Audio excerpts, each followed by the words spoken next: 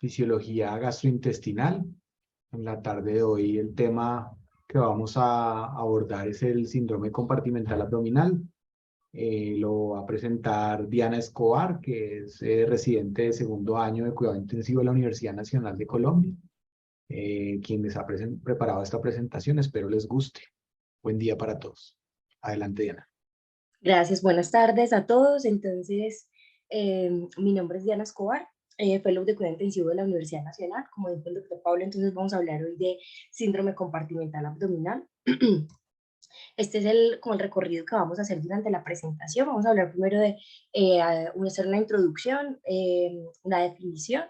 Vamos a hablar acerca de la fisiopatología, unos parámetros sobre el enfoque terapéutico y los mensajes para llevar a casa.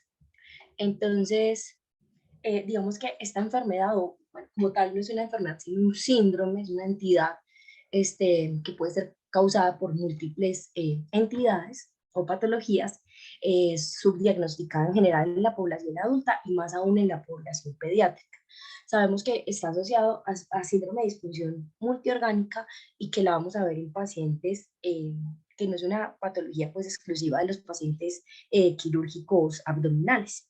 Sabemos que la incidencia de la hipertensión intraabdominal es mucho más, es mayor que la del síndrome compartimental abdominal. Hablan de incidencias para la hipertensión abdominal de 12 a 25% versus 4 a 5% para el síndrome compartimental. Digamos que el síndrome compartimental abdominal va a ser como ese espectro más severo de la hipertensión abdominal.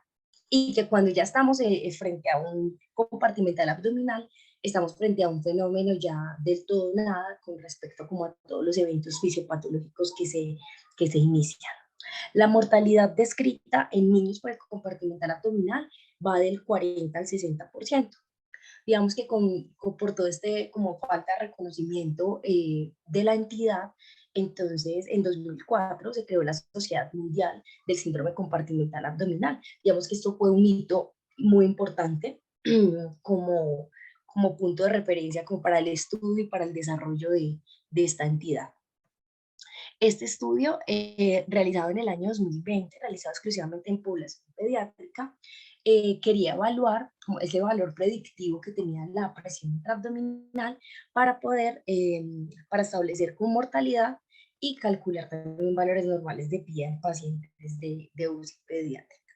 Entonces, este estudio lo realizaron en un hospital universitario de tercer nivel, eran pacientes pues, que ingresaban a la unidad de cuidado intensivo, hacían mediciones de la presión intraabdominal cada 8 horas en las primeras 48 horas de la estancia de los pacientes, excluyeron obviamente a la población neonatal y pacientes que hubieran tenido como antecedentes de cirugía vesical o de intervenciones pues, en la vía urinaria o vejiga neurogénica, por ejemplo. El total de pacientes incluido fue 229. Ellos encontraron acá que los valores de presión intraabdominal elevados y los niveles de ácido láctico eran predictores de mortalidad a 28 días. Y encontraron un área bajo la curva de 0,76 o 0,79 para predecir mortalidad. Entonces encontraron como, pues, por sí sola, la presión intraabdominal tiene un buen poder predictivo, pero como vamos a ver más adelante, hay otros predictores como mucho más específicos. Y encontraron también que para pacientes pediátricos, la PIA mayor de 12 milímetros de mercurio pues podría ser como un punto de corte adecuado para poder definir la hipertensión intraabdominal en pacientes de cuidado intensivo.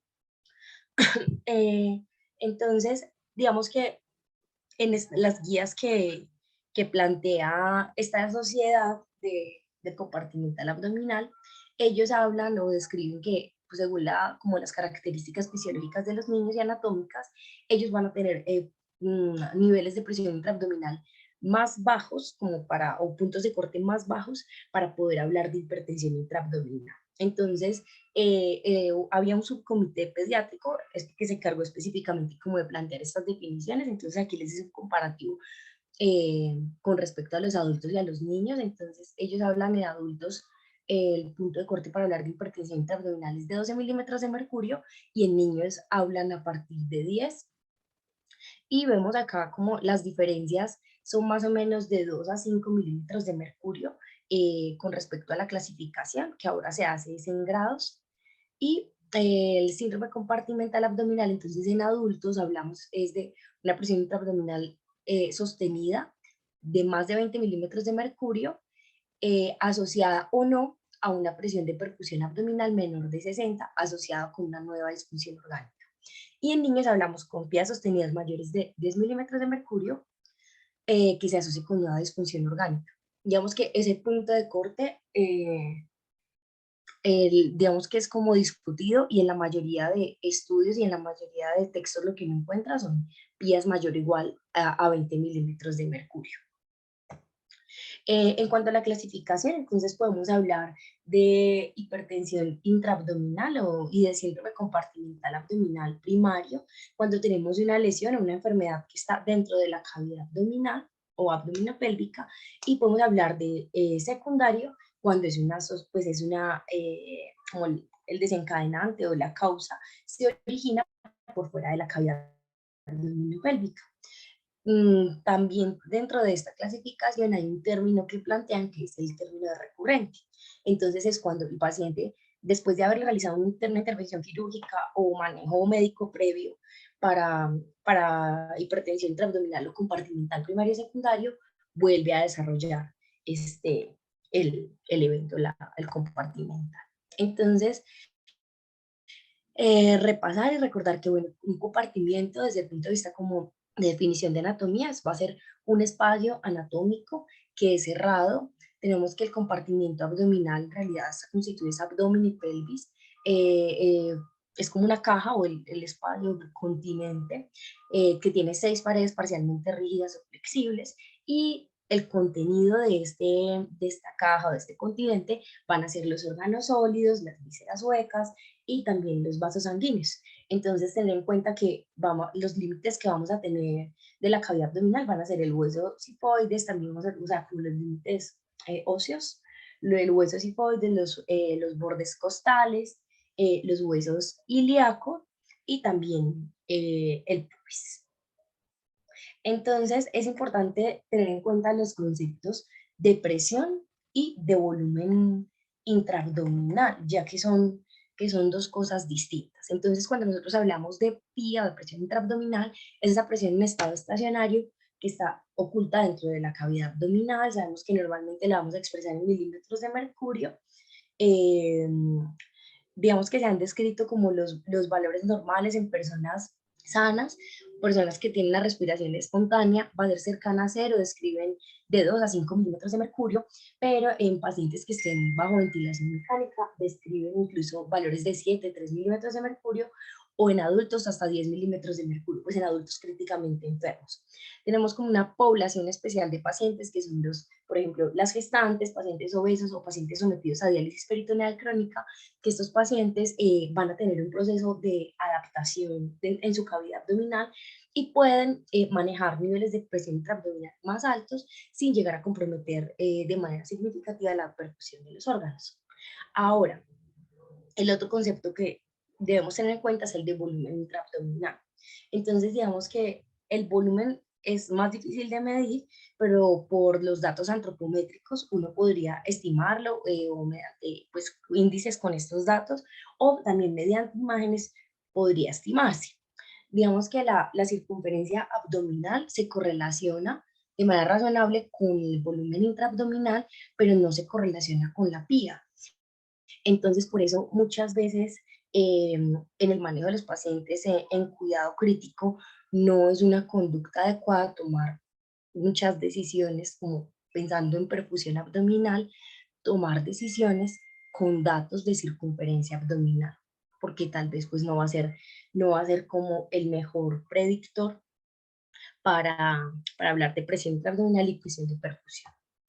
Bueno, otro concepto muy importante es el de la distensibilidad abdominal. Entonces, la Sociedad Mundial de Síndrome Compartimental Abdominal la define como la medida de la facilidad de esa expansión abdominal y va a estar determinada en mayor medida por la elasticidad de la pared abdominal y en menor medida por la elasticidad del diafragma. Entonces tenemos que se expresa normalmente en mililitros por milímetros de mercurio. Estos son los valores normales descritos en la literatura, 250 a 450. Y pues es como todos sabemos la relación entre el delta de volumen y el delta de presión. Entonces aquí en esta gráfica quería mostrarles cómo es la curva normalmente. En esta curva de los circulitos tenemos un paciente con una distensibilidad abdominal normal, en el cual vemos que tenemos un volumen inicial de 4 litros, pasa a 6 litros y vemos un aumento muy pequeño, aproximadamente como de 5 milímetros de mercurio en la presión intraabdominal. En cambio, cuando tenemos un paciente que tiene comprometida su distensibilidad abdominal, cuando hacemos este mismo incremento de 2 litros, de 4 a 6, vamos a tener un aumento de la presión intraabdominal hasta 15 milímetros de mercurio. Entonces, vemos como esa fase de presurización. Bueno, acá tenemos los factores asociados como que tenemos que tener en mente nosotros a la hora de evaluar los pacientes, es que qué paciente tiene como unas características específicas que hacen que tenga disminución de la distensibilidad abdominal. Entonces, en hábito corporal, eh, tenemos los pacientes que tienen más grasa visceral o pacientes obesos, sobre todo pues más a los adolescentes, baja talla, sexo masculino, los pacientes que tienen menor edad por una tendencia a mayor retroceso elástico, los pacientes que tienen como por diferentes comorbilidades y tienen elevado el volumen intraabdominal y no es compresible. Entonces tenemos los pacientes que tienen sobrecarga hídrica, pacientes con colecciones intraabdominales, muy importante, la fuga capilar en general, por sepsis, por quemaduras o en sí también quemaduras como tal en el área abdominal que comprometan como de manera circular el abdomen, incluso el tórax, los pacientes que tienen megalias y que tienen ascitis a tensión. Y los factores relacionados con la pared abdominal y con el diafragma, entonces aquí pues entra nuevamente la nasarca o la fuga capilar en general, cuando tenemos pacientes con escaras circulares en tórax y abdomen, pacientes que van a cierre abdominal posoperatorio y que quedan con un cierre muy tenso, también van a tener este riesgo. Los pacientes que están en prono, con unas características específicas que vamos a revisar más adelante, los pacientes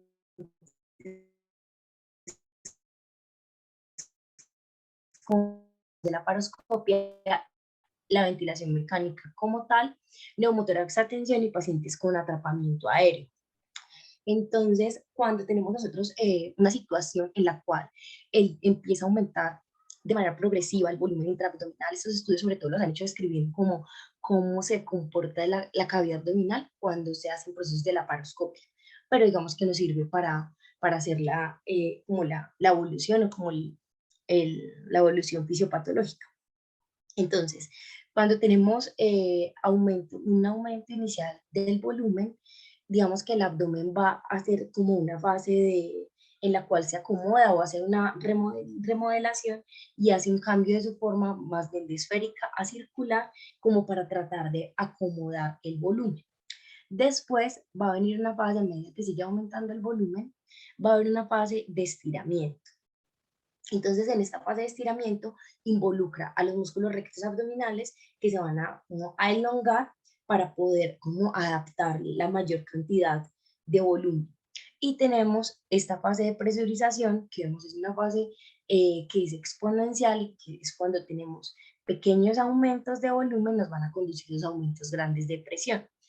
En los pacientes que tenemos con una distensibilidad abdominal anormal, vemos que los límites de estas fases van a ocurrir mucho antes que en un paciente con distensibilidad conservada. Entonces, un paciente con distensibilidad normal rápidamente va a pasar a la fase de presurización exponencial. Esta gráfica es para mostrarles cómo a medida que van aumentando, cómo es a medida que va aumentando el volumen dentro de la cavidad abdominal, va cambiando también como la morfología o la distribución del abdomen. Entonces pasa de tener una forma que tiene un predominio en el eje horizontal, va a pasar a tener un predominio en el eje anterior-posterior con disminución del diámetro transverso, que es como la evolución que vamos a ver como en la forma de la cavidad abdominal. Esta gráfica las trae como para mostrarles, recordar estas poblaciones especiales que hablábamos ahorita, pacientes con diálisis peritoneal crónica, pacientes con ascitis también, o síndromes nefróticos que tienen ascitis o enfermedad hepática también, o las gestantes. Estos pacientes, como por lo general, el proceso para el aumento del volumen intraabdominal se hace de manera crónica, estos pacientes van a tener un proceso de adaptación en el cual, a pesar de que aumente el volumen y la presión, la distensibilidad abdominal no se va a ver tan afectada como de 16 a 20 va a tener una caída muy importante en su distensibilidad abdominal versus un paciente que lo hace de manera crónica.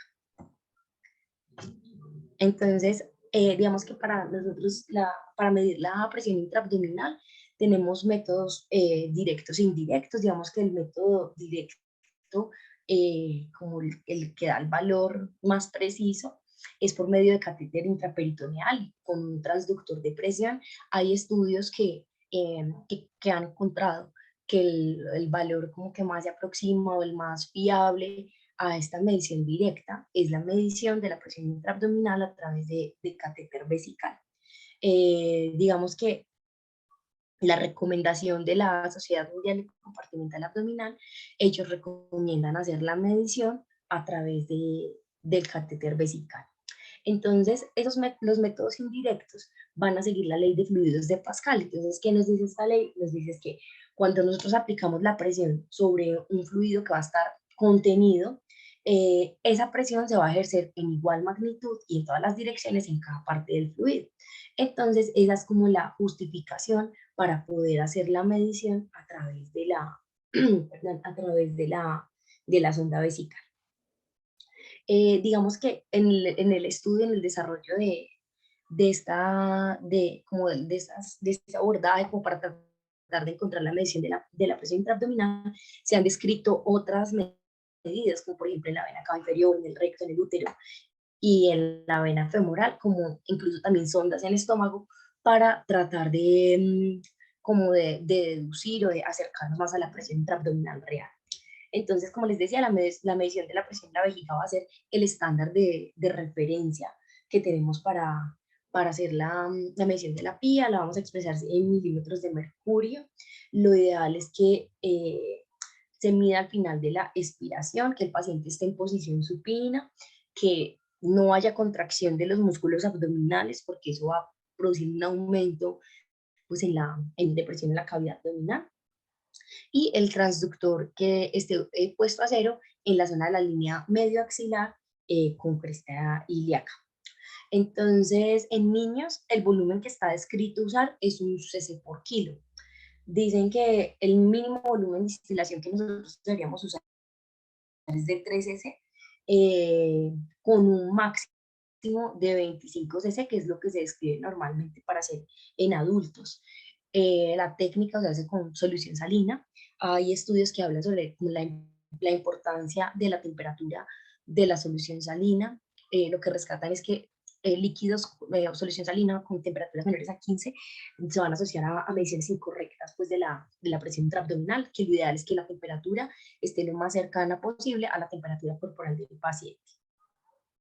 Entonces, la idea es que usemos estos volúmenes de 1 cc por kilo, tener en cuenta que cuando usamos volúmenes más altos de estos de 25, vamos a sobredimensionar ese valor de presión intraabdominal.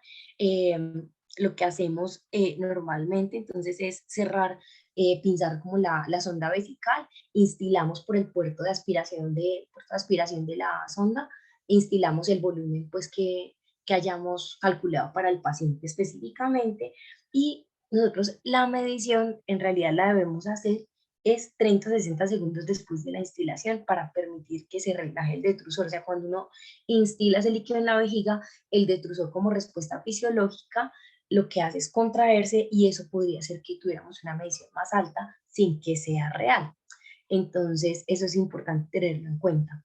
¿Qué es lo que recomiendan? Hacer mediciones cada pacientes con factores de riesgo para tener hipertensión intraabdominal, hacer mediciones cada 4 a 6 horas, pero también están descritas las mediciones continuas con transductor en monitor, también están descritas en la literatura, o como si fuera pues como una línea arterial, digamos que uno no lo ve frecuentemente, pero sí está descrito en la literatura.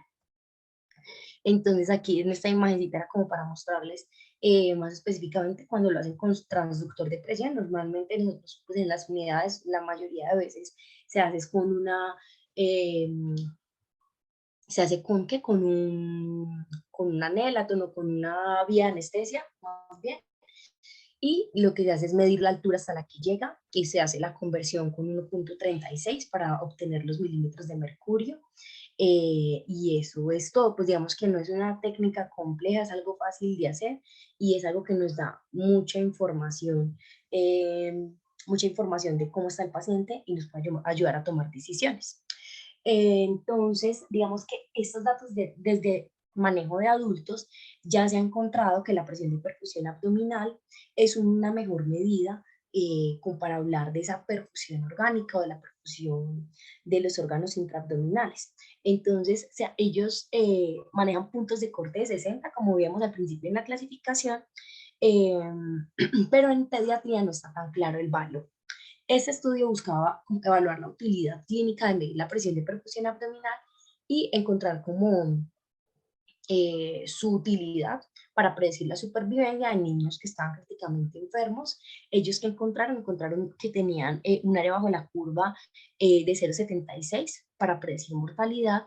Encontraron un punto de corte, el promedio de presión de perfusión abdominal era de 58, pero el punto de corte inferior, el valor mínimo, era de 53, y encontraban que a medida que la presión bajaba de 53 por cada milímetro de mercurio, aumentaba la mortalidad. Entonces concluyen que sí es una herramienta útil para predecir la mortalidad de niños y va a ser un mejor predictor de perfusión visceral que la presión arterial media o la presión intraabdominal como único valor pues a tener en cuenta. Entonces, en quienes, teniendo en cuenta pues la recomendación de la sociedad, en quienes vamos a medir la presión intraabdominal en los pacientes que tienen factores de riesgo. Entonces, esos pacientes podríamos clasificarlos como por grupos fisiopatológicos, como para uno organizarse, que es más o menos como la gráfica que veíamos en unas diapositivas anteriores, pacientes que tienen disminución de la extensibilidad de la pared abdominal, como hablábamos, por ejemplo, quemaduras, el prono o cirugías abdominales. Pacientes que tienen aumento del contenido intraluminal, entonces pacientes con, por ejemplo, con gastroparesias severas, con ilios severos, o por ejemplo con vólvulos, pacientes con aumento del contenido intraabdominal, entonces por ejemplo que tengan tumores retroperitoneales, que tengan ascitis, diálisis peritoneal, en fuga capilar, pacientes pues, sépticos, lo que vemos prácticamente todo el tiempo, y otros pacientes como a tener en cuenta, pacientes como, sobre todo como esa población de pacientes más gravemente enfermos dentro de la unidad, que están, por ejemplo, en choque séptico, con coagulopatía, pacientes bajo ventilación mecánica, sobre todo con niveles de PP o de presión muy altos, esos pacientes van a tener factores de riesgo para tener. Hay un concepto del que se ha hablado, que es el modelo policompartimental. Lo que habla es que en nuestro cuerpo tenemos 4 compartimentos principales que van a estar dados por la cabeza, el tórax, el abdomen y las extremidades. Digamos que cada compartimento va a tener uno o pues, múltiples órganos que van a interrelacionarse. Podemos también desarrollar compartimental, digamos que dentro de una región como tal del compartimiento o dentro de todo el compartimiento. El síndrome policompartimental se define como esas secuelas fisiológicas secundarias al aumento de la presión en múltiples compartimientos o para como específicamente la definición de la Sociedad Mundial es 2 o más compartimientos anatómicos afectados, pero entonces hay una cosa que discutían como en varios artículos que me pareció muy interesante, es que cuando nosotros tenemos un paciente con síndrome compartimental abdominal bajo ventilación mecánica, que va a estar sometido a presiones intratorácicas aumentadas, digamos, por el efecto de la ventilación y también por la presión transmitida desde el abdomen, en ese paciente ya prácticamente estamos hablando de un síndrome policompartimental, que de pronto es un concepto que no tenemos como tan claro todos y lo vamos a pasar por alto, y son pacientes que están pasando por procesos fisiopatológicos que los efectos sistémicos del síndrome compartimental abdominal eh, van desde el ojo, el cerebro, hasta, hasta las extremidades prácticamente, todo el cuerpo se puede ver afectado. Digamos que ahorita voy a hacer como una descripción general, como con los datos más importantes como lo que nos compete en fisiopatología, como para no extendernos tanto. Entonces, hablando de los efectos cardiovasculares, digamos que lo más, o como el marcador inicial, como el desencadenante, cuando tenemos el aumento de la presión intraabdominal, nosotros vamos a tener una disminución del retorno venoso, del retorno venoso. Entonces, eso nos va a llevar pues a una disminución de la precarga, como la vena cava inferior está comprimida, entonces pues no va a haber un adecuado gasto cardíaco. Entonces va a haber acumulación como de líquido, va a haber un aumento de la presión intraabdominal que nos va a condicionar además un aumento de la presión venosa, y también una disminución del drenaje linfático de las extremidades inferiores. Entonces, por eso les decía ahorita, eso va desde los ojos hasta los pies prácticamente.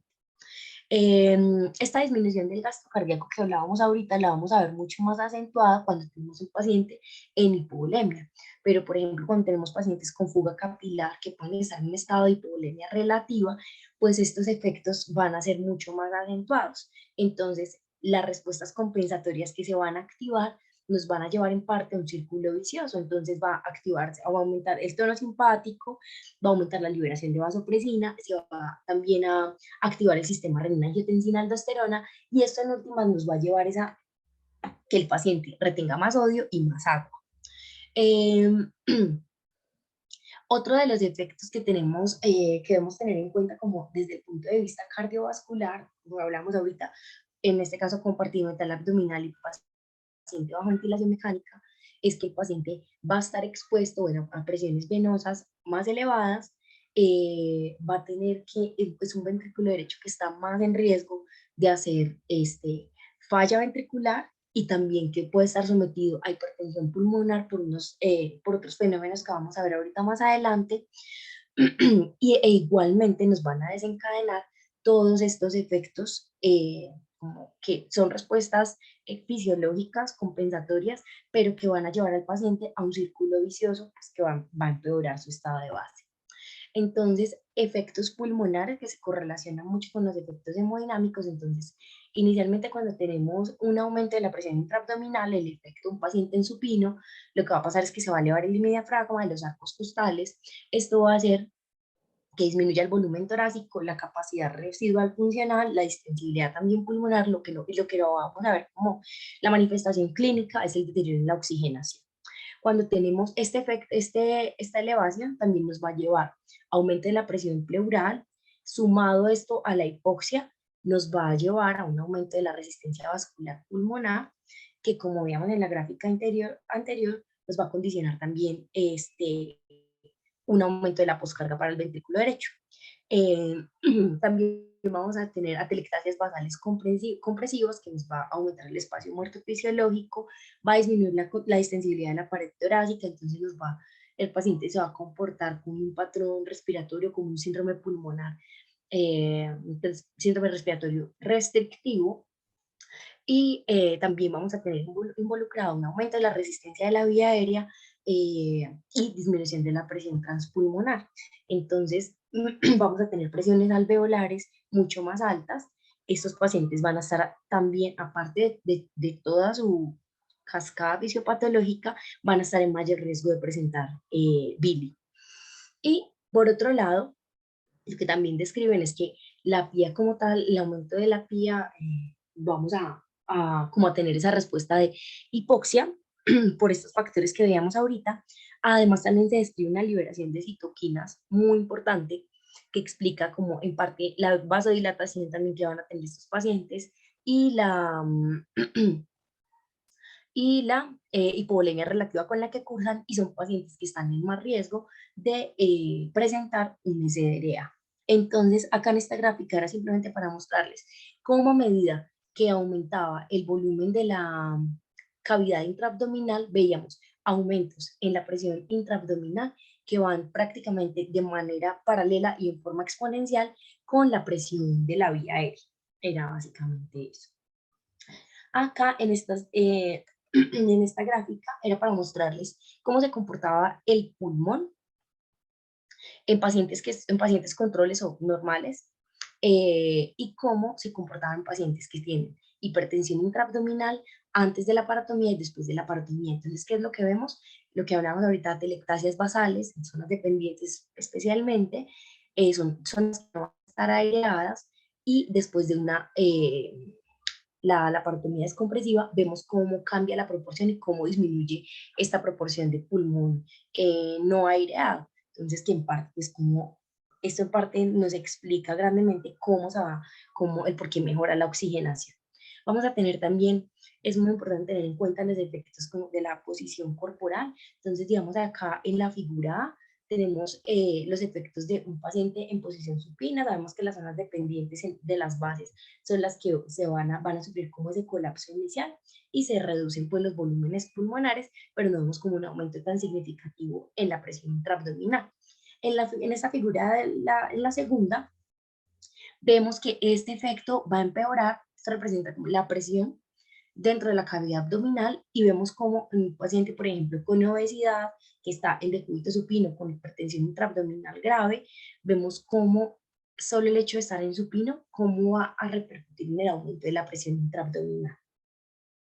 Y esta última figura, que es algo muy chévere que encontré, es como cuando hacen estudios de ausencia de gravedad, entonces miran cómo a pesar del paciente, bueno, estar en esta posición con la ausencia de gravedad, vemos que hay una repercusión mucho menos grande en la presión intraabdominal, a pesar de estar expuesto a una situación de hipertensión intraabdominal. Y esto, digamos que de estos datos o de estos conceptos, parte del hecho o parten como los conceptos de cómo se debe hacer el prono en pacientes con riesgo de hipertensión intraabdominal.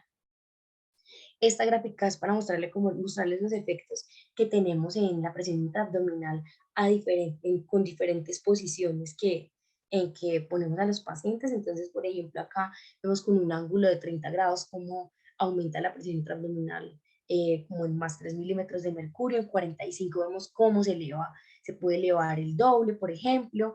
En Trendelenburg tenemos incluso un descenso, que es una de las recomendaciones que hacen cuando ya no tenemos como qué más hacer. El antitren como aumenta también la presión intraabdominal, y vemos acá también el ejemplo del prono, cómo nos aumenta la presión intraabdominal.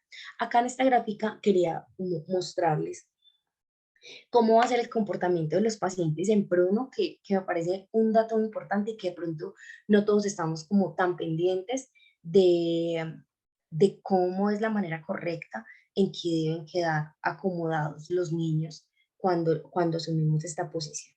Entonces, en esta primera gráfica vemos un paciente en prono, con una pía normal. Vemos el abdomen, pues en general, no se está comprimiendo de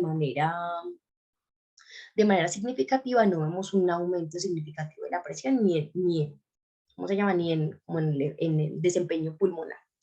Aquí en la segunda gráfica vemos ya un paciente que tiene un abdomen que está con un volumen intraabdominal aumentado, que va a sobresalir más allá de la caja torácica, que es como un marcador que nos sirve como para aproximarnos. Este paciente ya sabemos que va a estar en riesgo de tener hipertensión, de tener aumentos de presión intraabdominal, específicamente cuando el abdomen no se encuentra suspendido, como lo vemos nosotros aquí en estas gráficas de más abajito, que vemos cómo es el efecto cuando tenemos pacientes con suspensión abdominal y cómo va a ser un impacto menor en esa presión.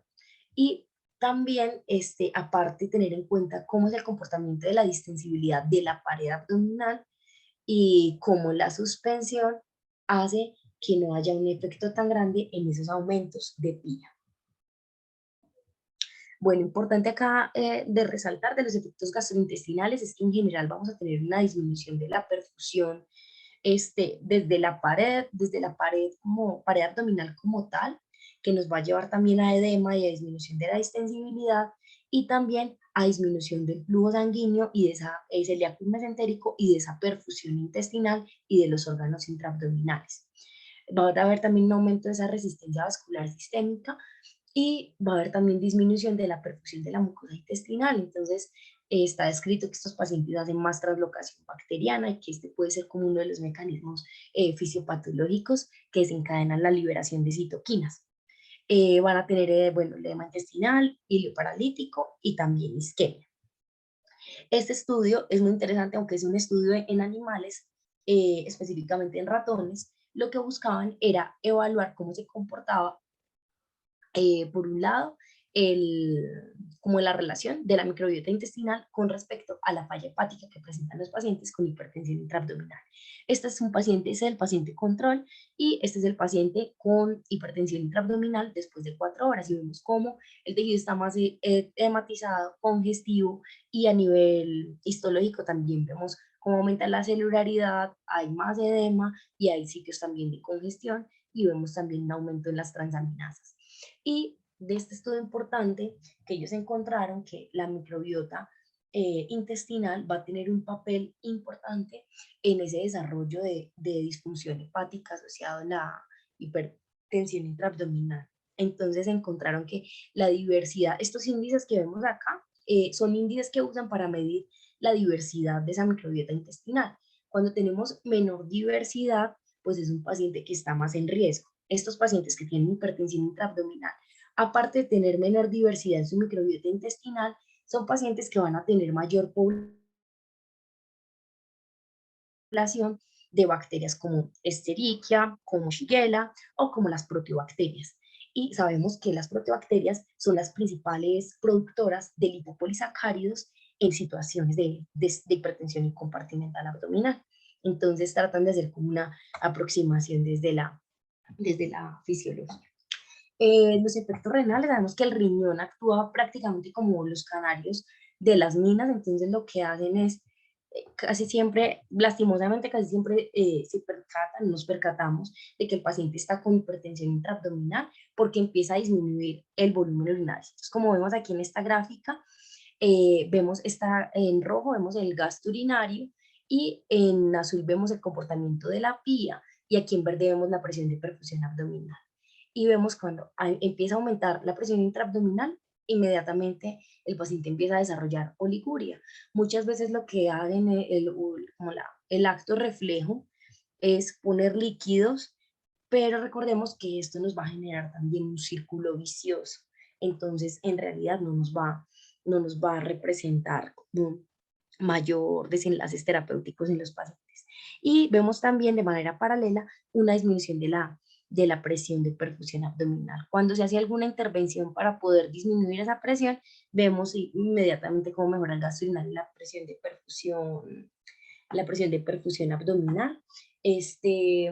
Digamos acá, importante es que estos pacientes tienen como desde el punto de vista de los riñones, es que van a tener como, por un lado, la disminución del gasto cardíaco, pues va a hacer que disminuya el flujo sanguíneo renal. Pero por otro lado, como están sometidos de manera directa, recordemos que está en el retroperitoneo y está sometido de manera directa a ese aumento de la presión, va a haber aumento de la resistencia, tanto de la arteria, de la arteriola aferente y eferente, y por otro lado, como vamos también a tener aumento del sistema renina-angiotensina-aldosterona, entonces es un riñón que va a estar sometido a menor flujo sanguíneo renal, menor flujo plasmático renal y menor filtración glomerular. Entonces, pues es como de los que más sufre, pero por aquí es que nos damos cuenta de la mayoría de las veces.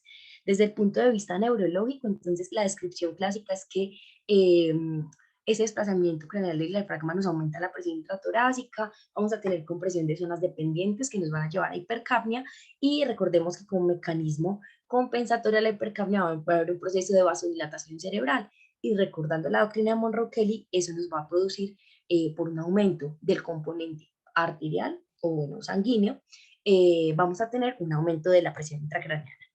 El otro componente que tenemos acá con la presión intratorácica es que va a aumentar la presión venosa del seno sagital. Entonces también tenemos ahí un componente sanguíneo venoso que nos va a llevar a un aumento de la presión intracraneal. Y por otro lado, la compresión de la vena cava inferior va a producir una disminución del drenaje venoso, incluso desde zonas lumbares y también venas yugulares, va a haber una disminución de la reabsorción del líquido cefalorraquídeo en las vellosidades, y vamos a tener acá un componente desde el líquido cefalorraquídeo para producir un aumento de la presión intracraneal.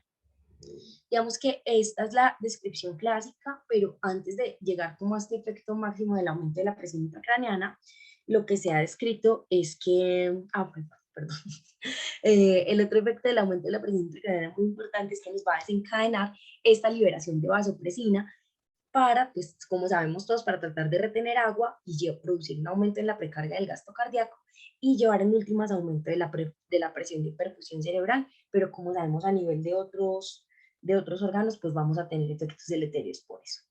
El otro concepto clave como a nivel neurológico y como que se ha descrito como, bueno, no tan recientemente, pero que es importante tenerlo en cuenta en la fisiopatología, es que cuando nosotros tenemos esta transmisión de la presión de las venas torácicas al cuello y a las venas craneales, digamos que puede ser, la podemos obstaculizar o podemos como limitar ese efecto del aumento de presión por el efecto de un resistor de Starling. Ese resistor, ¿qué es un resistor de Starling? Entonces es un tubo colapsable en el que la presión externa supera la presión de salida.